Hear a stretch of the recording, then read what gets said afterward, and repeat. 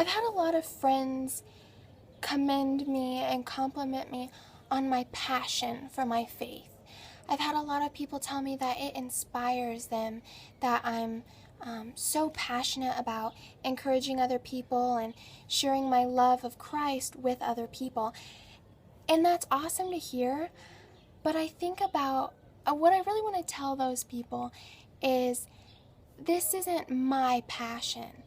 This thing that I have in me is Christ Himself, that you can have also.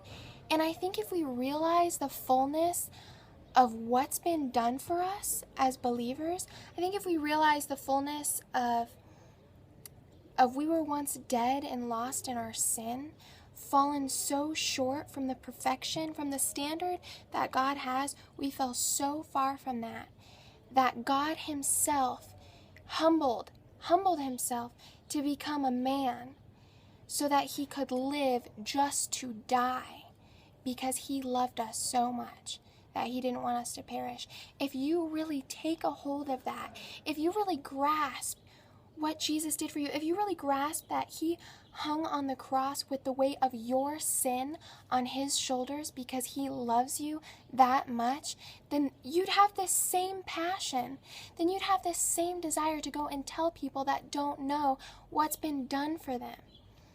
If you have a friend whose house is on fire and you're their neighbor, are you going to quietly walk over if the time seems right and tell them, hey, your house seems to be on fire. I didn't want to wake you up or anything. I'm sorry if I disturbed you. No, a good neighbor would see their house, their neighbor's houses on fire and run over there, banging on their doors, telling them the danger that they're in.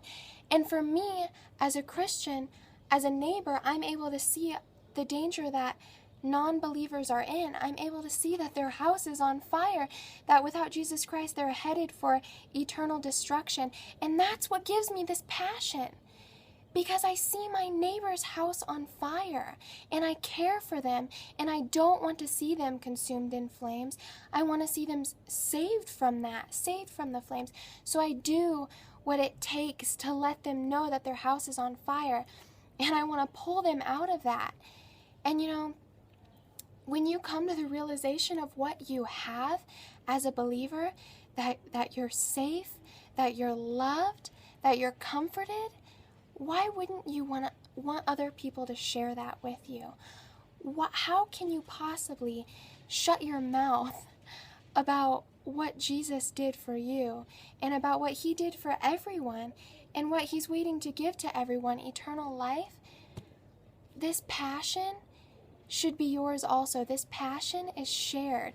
If you don't have this passion,